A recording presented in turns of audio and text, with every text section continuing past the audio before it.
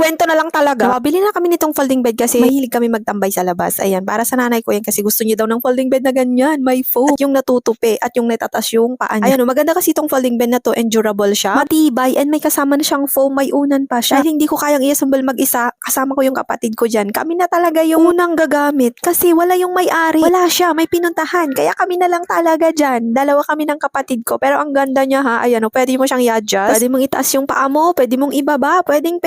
May adjustan siya. Kung gusto mo din humiga, yes, pwede. Sabi ko nga sa kapatid ko, siya na lang yung sample dyan, siya na lang yung uupo dyan, at ako na lang yung mag-a-adjust sa may bandang paa. Ganyan siya pag guys, ayun, di ba? Pwede mong itaas yung paa mo, pwede mong ibaba. Ay, napaka-comfortable talaga. Ang lamig pa ng hangin dyan, kaya maganda talaga magtambay dyan. Lalong-lalo kung may folding bed kang ganito. Deserve ng nanay mo, tatay mo, mama mo, papa mo, lola mo, or lolo mo. O kaya naman ikaw, kung laging ang pagod, gusto mo magpahinga, magtambay ka sa labas. Pwede yung folding bed na to, mabilis lang siya, yes, and ball promise. Check out mo na, andyan lang sa Yellow Basket.